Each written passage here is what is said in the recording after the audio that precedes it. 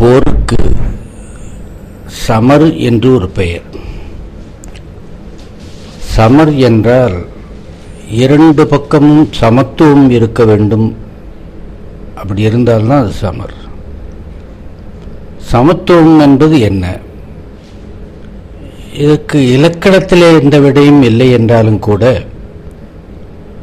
ஒரு பேரரசன் இன்னொரு பேரரசனோடு தான் போர் செய்ய வேண்டும், ஒரு சிற்றரசன் இன்னொரு சிற்றரசனோடு தான் போர் செய்ய வேண்டும், ஒரு வீரன் இன்னொரு வீரனோடு தான் போர் செய்ய வேண்டும் என்பதாக பல விஷயங்களை நம்ம சொல்லி பார்த்தாலும், சமர் என்ற சொல்லை அது முழுமையாக பிரதிபலிக்கவில்லை என்றே தோன்றுகிறது.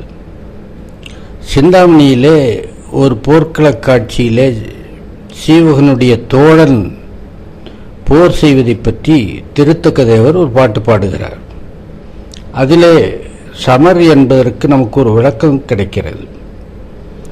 வீரின்மையின் விளங்காமன மத வேழம் எரியான், ஏறுண்டவர் நிகராயினும் பிறர் மிச்சில் என்று எரியான், மாரன்மையின் மரம்பாடுமென்று இளையாரையும் எரியான், ஆரன்மையின் முதியாரையும் எரியான் அயில் உடவன்.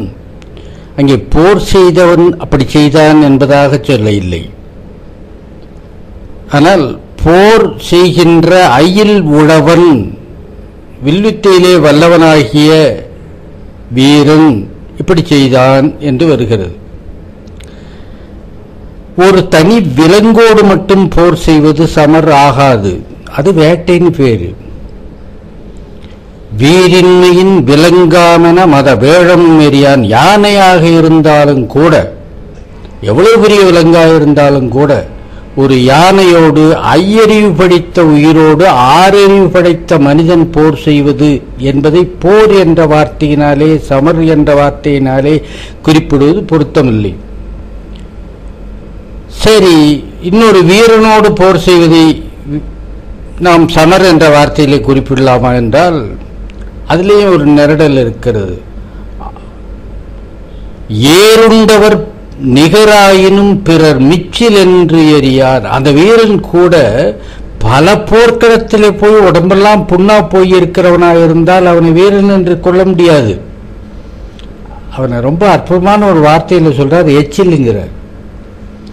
அவன் பல வீரர்களாலே எச்சில் படுத்தப்பட்டவன். அது விழுப்புண்ணாக இருந்தாலும் கூட எச்சில் படுத்தப்பட்டவன் தான். அவனுக்கு என்ன இருந்தாலும் கொஞ்சம் பலம் குறைவாத்தான் இருக்கும். அவனோடு போர் செய்யக்கூடாது. சரி, பெரியவர்கள் சாமர்த்தியசாலிகளோடு போர் செய்யலாமான்னா அதுவும் கூடாது. இளையவன் முதியவனை போருக்கு அழைத்தாலே அது பாவச் செயல்களிலே ஒன்று. எனவே முதியவர்களோடும் போர் செய்யக்கூடாது. சரி, சின்ன இளைஞர்கள் இப்பதான் வந்திருக்கிறார்கள், யுத்தகலத்துக்கு முதல் முறையாக வந்திருக்காங்க, அவங்களோட போர் செய்யலாமா? அவன் வீராவேசத்தோடு இருப்பான். முதல் போர்க்களம் ஆகையினாலே ரொம்ப தைரியத்தோடும் மன உறுதியோடும் வெற்றி பெற வேண்டும் என்ற ஆர்வத்தோடும் இருக்கிறவராயிற்றே, அவனோட போர் செய்யலாமா என்றால் இளையவர்களோடும் போர் செய்யக்கூடாது. அப்ப யார்கிட்ட தான் போர் செய்யறது? இவனுக்கு சமமான இன்னொரு வீரனை தேர்ந்தெடுத்துத்தான் யுத்தகலத்துக்கு அவன் யுத்தகலத்திலே போர் செய்ய வேண்டும் என்று சொன்னால், நாம் பார்க்கிற அல்லது அனுமானிக்கிற யுத்தகலங்களை எல்லாம் பாருங்க, என்னமோ கும்பலா ஓடி போய் கும்பலா அடிக்கிறது போல இருக்கும். அப்படி யுத்தம் பண்ண இல்லை. சமமானவர்களோடு மட்டும்தான் தேர்ந்தெடுத்துத்தான் யுத்தகலம் அமைந்தது என்றால், நாம் கற்பனை பண்ணுகின்ற போர் முறை சமர் அல்ல, அது வெறும் போர். அடுத்தது படையை பற்றி பார்க்கணும். படை என்பது 4 வகை படை என்று நம் முன்னவர்கள் சொல்லுகிறார்கள்.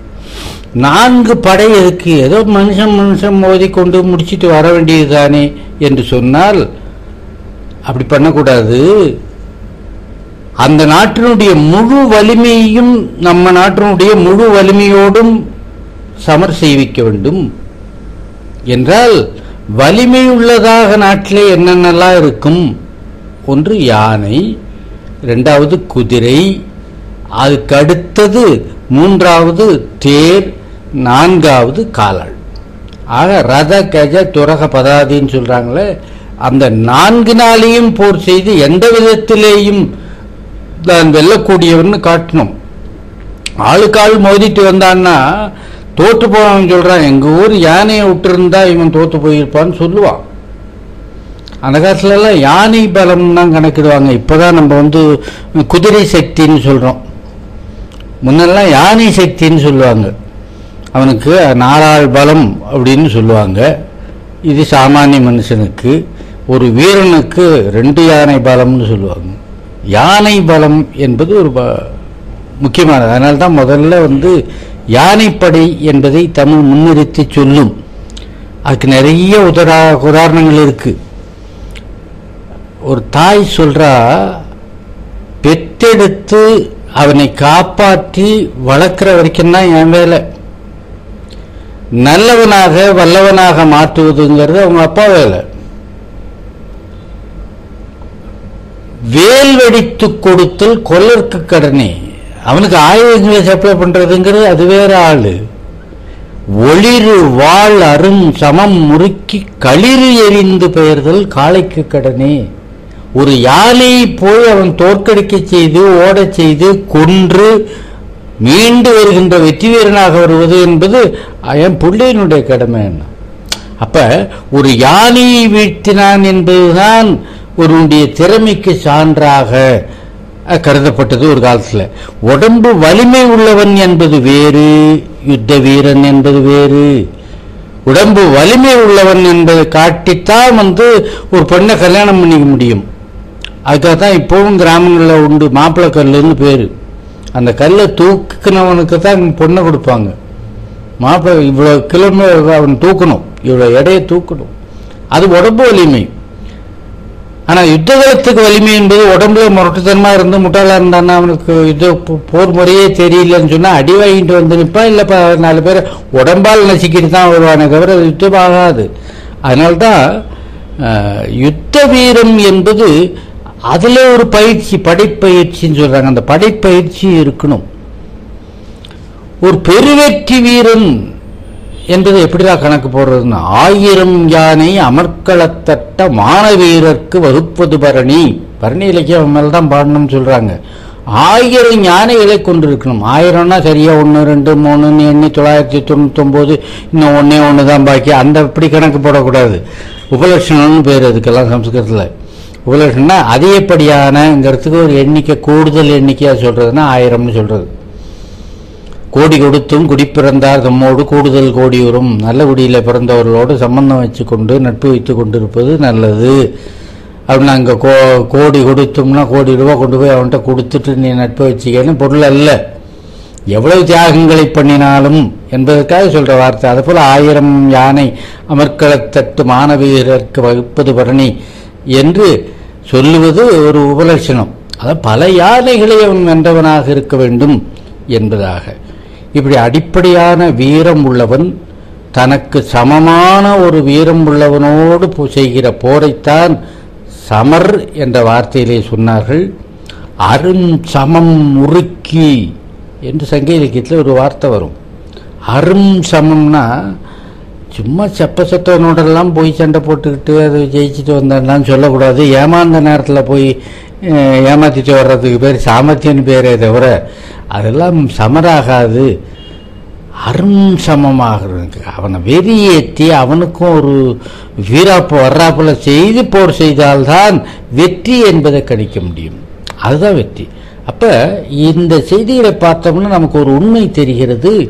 பழைய காலத்திலே எல்லாம் யுத்தம் என்பது வெறும் நாடு பிடிக்கிற விஷயமாக அல்லது அந்த நாட்டில் உள்ள செல்வத்தை கவர்ந்து வருகின்ற விஷயமாக அல்லது அந்த நாட்டு அரசனை தனக்கு அடிமையாக்குகின்ற விஷயமாக அல்லது தன்னுடைய நிலப்பரப்பை பெரிதாக்குகிற விஷயமாக இல்லை, வீரத்தை நிலைநாட்டுகின்ற விஷயமாக இருந்திருக்கிறது. ஒரு படிப்பாளி நிறைய படித்திருக்கிறோம் என்பதை காட்டுவதற்காக மேடையில் ஏறி தான் படித்ததெல்லாம் சொல்றான். அல்லது வாதம் செய்பவர்களிடத்துல வாதம் செய்து வெற்றி பெறுகிறான். இது படிப்பாளி நிலைநாட்டுவது. ஒரு வீரன் வீரத்தினுடைய நுணுக்கங்களெல்லாம் நான் கற்றுக்கொண்டேன். அதுக்கு ஆச்சாரியர்கள்லாம் இருந்திருக்காங்க. துரோணாச்சாரியர்லாம் வீரத்தை கற்றுக் கொடுக்கிறவர்கள்.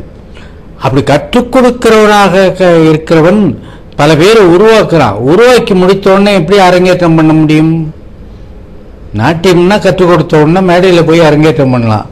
வீரத்தை கற்றுக்கொண்டவன் எங்கே அரங்கேற்றம் பண்ணுவது? அதுக்குரிய அரங்கேற்ற களமாக இருந்ததுதான் போர்க்களம் என்ற அடிப்படையை நம்ம பார்த்துக்கொள்ளணும். ரெண்டாவது, போர்க்களம் என்பது ஊருக்குள்ள பூந்து அடிச்சு நொறுக்கிற விஷயம் அல்ல. அதுக்குன்னு இப்போ நெல் விளைவிக்கிறார்கள், நெல்லை ஊருக்குள்ளைய கொண்டாந்து அடிக்கிறாங்க. நெல் அடிக்கிறதுக்கு ஒரு களம் வச்சுப்பான், களத்து மேடுன்னு பேரு. அதே போலத்தான் வீரம் செய்ய விளைவிப்பதற்கும் கூட போர்க்களம் என்று ஒரு வார்த்தை, அதுக்குன்னு ஒரு களம் வச்சிருப்பான். அது எப்படி இருக்குன்னு சொன்னா, இந்த நாட்டுக்கும் அந்த நாட்டுக்கும் நடுப்பட்டதாக இருக்கும். அப்படி இருக்கிறது இல்லை. அப்படி ஒரு எல்லைக்கோடு இல்லையா? இப்ப பாண்டிய நாடு இருக்கு, பக்கத்துல சேர நாடு இருக்கிறது அப்படின்னு சொன்னா, பாண்டிய நாட்டு எல்லை எது என்று இவனோட வரையறை வச்சுப்பான். அந்த எல்லையில நல்ல ஊர்கள் இருக்கும், பெரிய கோயில் இருக்கும், பெரிய சிறப்பான மனிதர்கள்லாம் அங்கே இருப்பார்கள். அந்த இடத்த காலி பண்ணி கொடு, நான் யுத்தம் பண்ணணும் அப்படி கேட்க மாட்டாங்க. அப்ப என்ன பண்ணுவாருன்னா, ஒரு ஆற்றுக்கு பக்கத்திலே ஒரு நிறைய குளமும் நீர் வசதியும் உள்ள இடத்துக்கு பக்கத்திலே இருக்கிற ஒரு வயல்வெளிகளை எல்லாம் தேர்ந்தெடுத்து இதுதான் யுத்த களம்னு முதல்ல உறுதி பண்ணி சொல்லுவாங்க. அப்படி டிக்ளேர் பண்ண பிறகுதான் அந்த இடத்துக்கு தான் அந்த எதிரியும் வருமா. ஆக இதுல ஏதோ ஒரு நியாயமும் ஒரு இனம் புரியாத கட்டுப்பாடும் இருந்திருக்கிறது என்பதை நம்ம அடிப்படை விஷயமாக தெரிந்து கொள்ள வேண்டும். எங்க வேணாலும் வைத்துக் கொள்ளலாம். எந்த இடமோ ஒரு இடத்தை தேர்ந்தெடுத்து இந்த இடத்துக்கு வான்னு சொல்லுவான். அதை தூதாக அனுப்புவது உண்டு. இலக்கண ரீதியாக தூது அனுப்புதல் என்பது கிடையாது. அவன் சில படிநிலைகள் வைத்திருக்கான். அந்த படிநிலைகளிலே தான் அவன் போர் நடத்துகிறான். இப்ப தமிழ் இலக்கணத்தை ரெண்டு வகையாக போக்குறத நம்ம பார்க்கணும். ஒன்று அகம், அது ஒருவனுக்கும் ஒருத்திக்குமாக இருக்கிற, பிறரிடத்தில் சொல்ல முடியாத, பிறரிடத்தில் சொல்லக்கூடாத ஒரு இன்பச் செய்திகள் என்பது அகம் என்று வைத்தார்கள். அதுக்கு அடுத்தது நேர் எதிர்ப்பா மற்றவரிடத்தில் சொல்லக்கூடிய, பெருமை பேசிக்கொள்ளக்கூடிய செய்திகள் எது உண்டோ அது எல்லாமே புறம்னு வைத்தாங்க.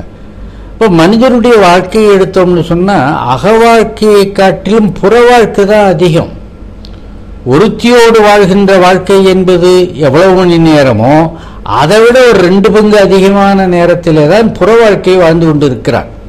அப்ப புறப்பொருள் இலக்கணம் பெருசா இருக்கணுமே என்றால் இல்லை, புறப்பொருள் இலக்கணம் சின்னதாக தான் இருக்கும். காரணம் என்னன்னு சொன்னா, புறப்பொருள் வாழ்க்கை என்பது ஒவ்வொரு மனிதனுக்கும் தனிப்பட்ட முறையிலே கட்டுப்பாடு இல்லாமல் வேறு வேறாக போகிறது. விவசாயியினுடைய புற வாழ்க்கை என்பது வேற, நெசவாளியினுடைய புற வாழ்க்கை என்பது வேற, வியாபாரியினுடைய புற வாழ்க்கை என்பது வேற. இதெல்லாம் ஒரு இலக்கண கட்டுப்பாட்டுக்குள்ள கொண்டு வர முடியாது. காலத்துக்கு காலம் மாறுபட்டு போய்கொண்டே இருக்கும். அதனாலே மாறுபடாத ஒரே ஒரு செய்தியை மட்டும் நாம் புற வாழ்க்கைன்னு சொல்றோம். அதிகமா சொல்றது அதுதான். அப்படி சொல்லும்போது அதுதான் வீரம், அதுதான் போர். இது மாறுபடாத புற வாழ்க்கை. ஏன் இதுக்கு மட்டும் ஒரு இலக்கணம்னு சொல்லணும் என்று சொன்னால், இது இலக்கணம் மீறி போனால் இதுக்கு கெட்ட வார்த்தைகள்ல வேற வேற பேரு. கொலைன்னு பேரு, அது ரொம்ப பழியது. அதுக்கடுத்து கொள்ளைன்னு பேரு, அது ரொம்ப அதை விட கேவலம். அதுக்கு அடுத்தது சூறையாடுதல்னு பேரு, அது அதை விட கேவலம். ஆக மனிதரை கேவலப்படுத்திடும். அதனால கேவலப்படுத்தாமல் இருப்பதற்காகத்தான் அதுக்கு புற வாழ்க்கைன்னு பேர் வச்சாங்க. அப்ப ரொம்ப கட்டுப்பாடு என்பது அக வாழ்க்கையை காட்டிலும் புற வாழ்க்கையில்தான். அதை இலக்கணம் நல்லா தெரிஞ்சவர்களுக்கு இன்னொரு செய்தியை சொல்லலாம்.